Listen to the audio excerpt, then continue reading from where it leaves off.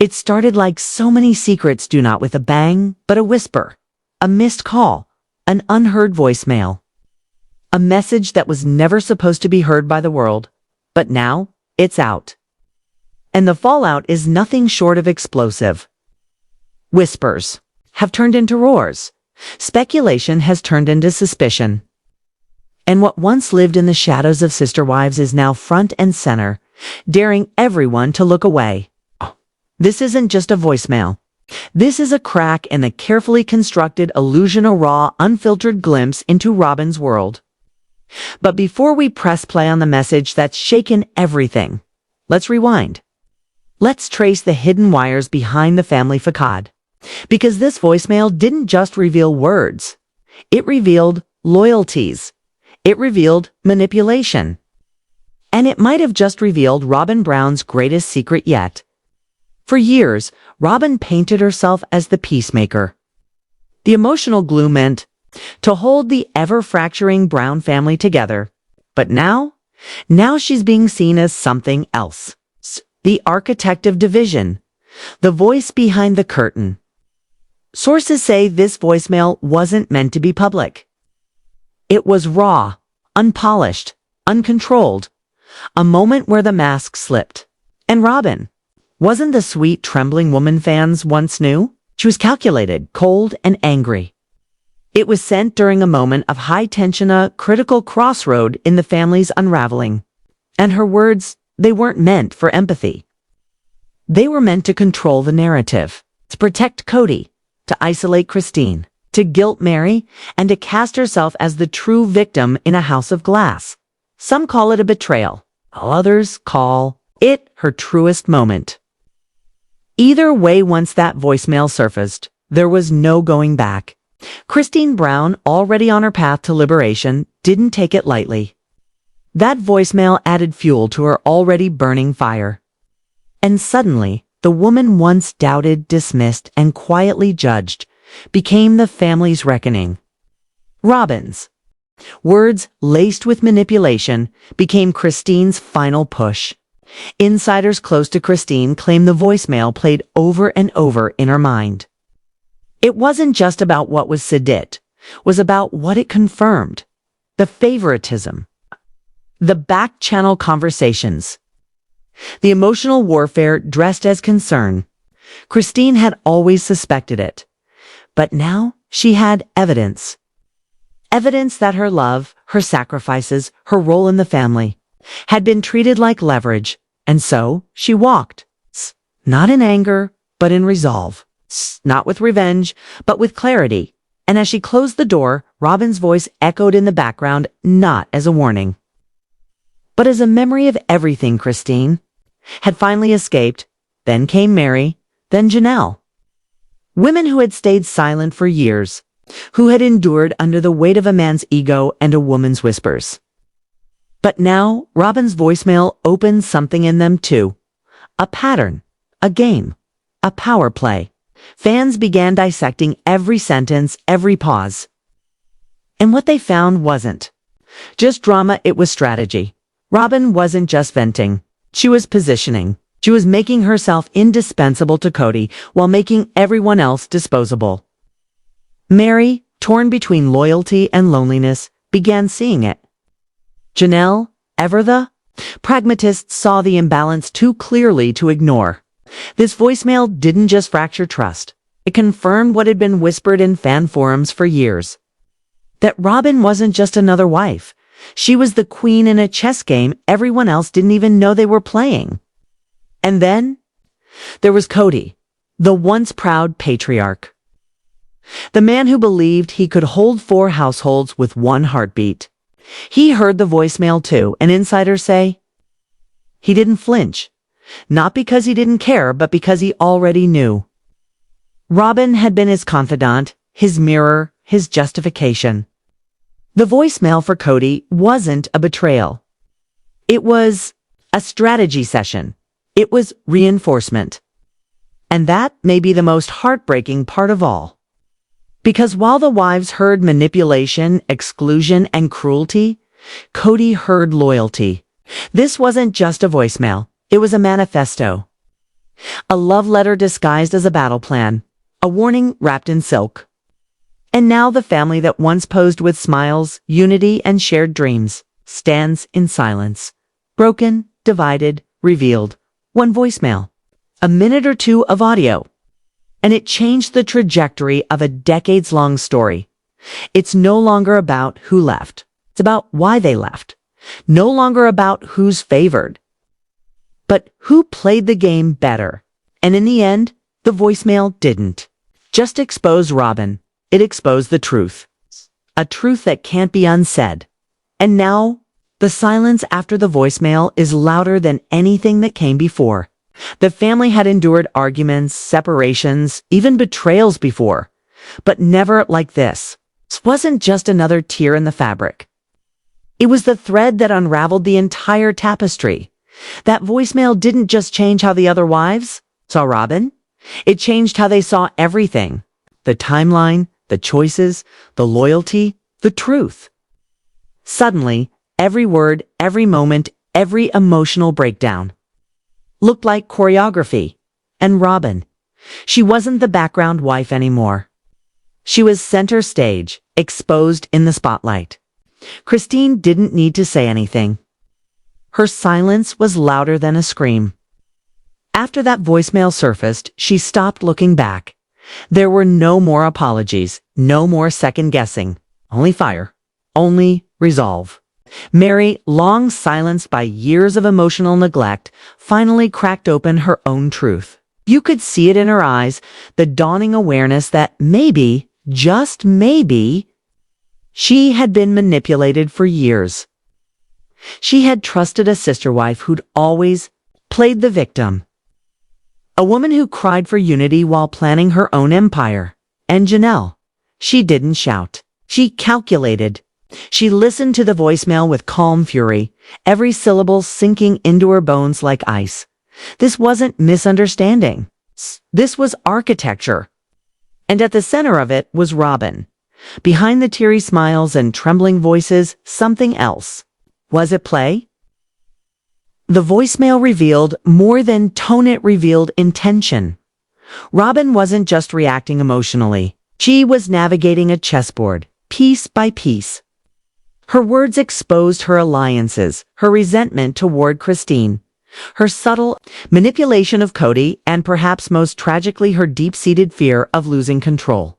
Because that's what this was about. Not just love, not just family, but control. Who gets the sympathy? Who gets the narrative? Who gets Kody? And in this version of the story, Robyn had written herself as the heroine. But the wives, they were no longer willing to read from her script. Kody listened to the voicemail in private, the way a king reads war letters in secret chambers. And instead of being outraged, he doubled down. He didn't question her words. He echoed them. He stood by Robyn as if the rest of the family had become fog in his rearview mirror. His bond with her became armor, and his rejection of the other. Wives became a weapon. Insiders say he called the voicemail misunderstood, that Robyn was venting in a moment of stress, that people were making too much of it. But deep down, even he knew this wasn't just a vent, it was a confession. And his refusal to confront it was a confession too. The moment the voicemail leaked, fans became investigators. Reddit threads exploded. Clips were analyzed frame by frame. Voice tones, pauses, emotional undertones. Was she targeting Christine? Was she mocking Mary's pain? Was she pulling Kody's strings? The community who once adored Robyn began to shift. The image cracked. And underneath it, they saw strategy.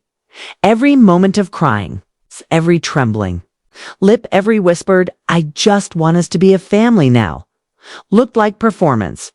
And suddenly Robyn wasn't the victim. She was the director, once loved, now questioned. Once protected, now isolated. Robyn found herself alone emotionally. If not physically, Christine was gone. Janelle was distant. Mary was indifferent. And even Kody, though standing by her publicly, seemed exhausted. This wasn't the family Robyn thought she was inheriting. This was a kingdom turned to ash. Insiders say she's been avoiding cameras, avoiding public appearances, trying to stay out of the noise, but the silence is deafening. Because when you lose the trust of a nation that once defended you, there's nowhere to hide. She wanted unity. She got exile. She wanted love. She got suspicion.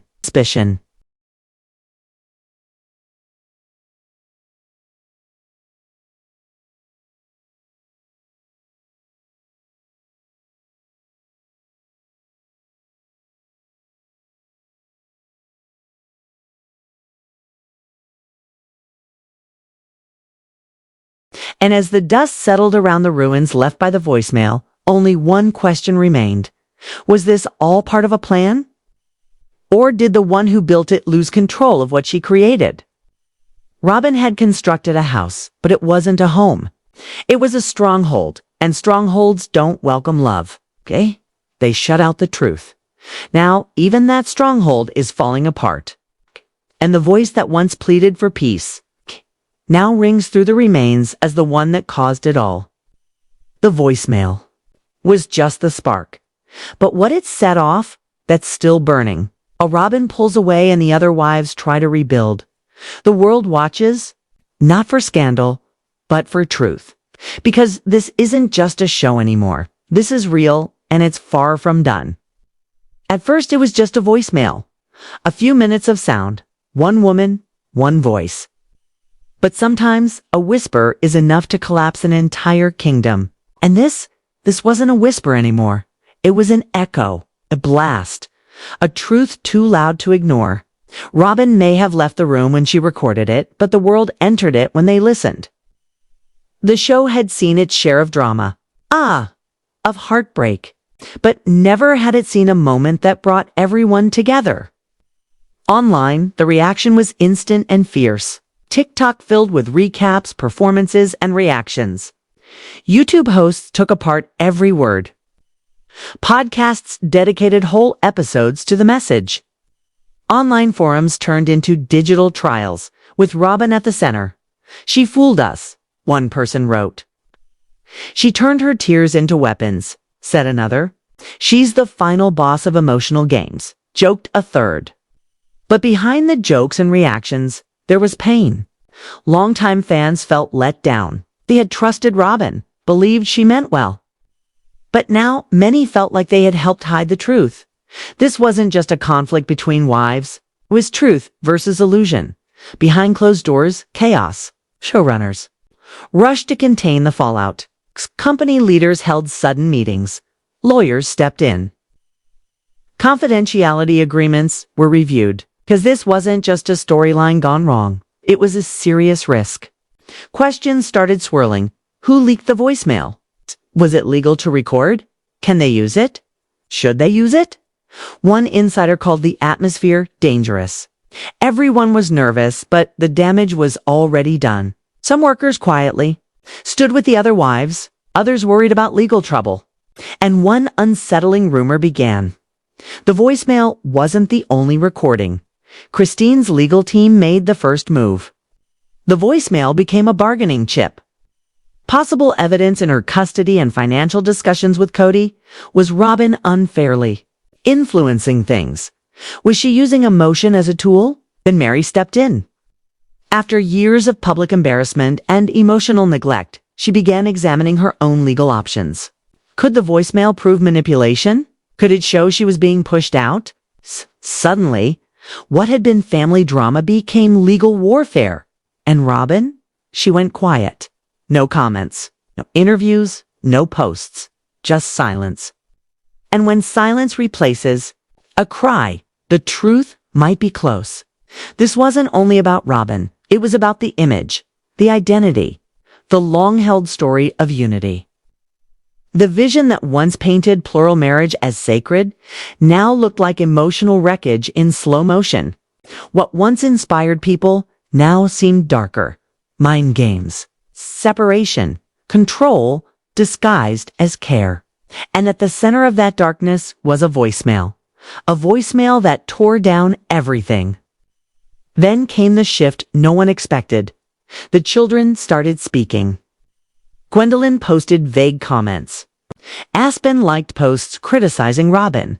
Peden, never shy, hinted this was just the start. And when the kids start questioning, that's when deep generational pain comes forward. They grew up in this world. Now, they're rewriting it. And what they saw wasn't just drama. It was quiet heartbreak. Sources say Robyn is struggling with the backlash. Is pulled away from filming. Rarely goes out. Stays off the news. Some say she cries for hours. Others say she's now unsure of her own choices. But for many, it's too late. Too late for regret. Too late for sorrow. Because it wasn't only the voicemail that hurt people. It was the moment the mask came off. The picture of the peacemaker, the gentle one, the loyal wife, broken. And when a mask breaks, it doesn't just fall, it leaves wounds. The legal reviews continue. Filming goes on unevenly. Bonds remain. Broken, maybe for good. Christine has moved forward. Janelle has reclaimed her strength. Mary has chosen dignity. And Robyn. She's alone in a house that once felt safe, now filled with the memory of her own voice. A voice meant to stay private became the most public. Truth of all, you can shape a moment. You can guide a story. But you can't control how people react when the truth hits them. That voicemail didn't just shift opinion, it blew it apart. And now, the woman who once dreamed of a united family stands alone in the wreckage of a world she may have helped bring down, not out of cruelty. Maybe not even out of awareness, but with a voice, a decision, and a silence that said more than words ever could. They say reality shows you everything. But sometimes what really changes everything is what was never supposed to be seen. A voicemail, a moment, a truth that couldn't be buried, and now with the world watching. The story is no longer told by editors. It's told by history.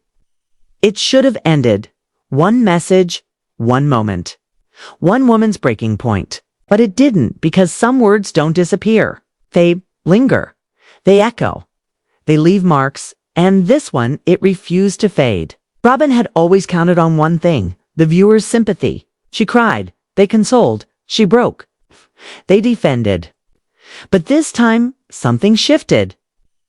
The mask fell, and the audience didn't just see it. They turned away. Thousands spoke up across forums, video platforms, social networks, digging into not just the voicemail, but every past moment where Robyn had seemed misunderstood, emotional. The family glue. People remembered what they had missed. They had excused the time she quietly put blame on Christine. The way she told Kody to stand firm, the tears she used to make herself the victim of others' discomfort. It felt like the audience woke up, and they didn't want more drama. They wanted the truth. Online detectives poured in. Content creators uploaded detailed reviews, emotional timelines, behavior breakdowns. Some brought in voice experts analyzing tone and rhythm. One popular video compared Robyn's voicemail to past interviews, showing how her emotional shifts matched key power changes. It didn't feel random anymore. It looked like a plan. Even those who tried to stay neutral began using new words, calculating, controlling, selective kindness. And for the first time, the so-called peacemaker was being seen as the one who stirred the conflict. Quiet murmurs from the crew began leaking. Not official, but enough. A former assistant said Robyn had more control than people thought. She didn't give orders, but her emotions shaped the scenes. She'd cry, and suddenly everything changed. Kody would demand reshoots. The others would step back. Another source said Robyn disliked real tension and wanted input on how her kids were shown. Maybe she was just trying to protect her family. But the cost, the truth, the raw, honest story. And once fans realized that their loyalty began to shift. Not away from Robyn, but toward the wives who never got to speak fully. Behind the cameras, legal conversations reportedly started. Not lawsuits, but limits. One wife's team asked, for future personal audio to be approved ahead of time. Christine sighed. Other kids in the family are said to be angry that the voicemail confirmed what they feared all along, that Kody had always played favorites. One source claimed some of the older kids want nothing to do with filming ever again. Not because of the cameras, but because of the lies. 'Cause while the adults fought over screen time, the children were left to inherit the silence, the tension, the shattered illusions. This isn't just about a family falling apart. This is about what happens when a private betrayal is broadcast for entertainment and the world becomes judge and jury. It's about the ethics of exposure, the wounds behind the ratings, the line between reality and ruin. Robyn once said, "We're just trying to live our lives."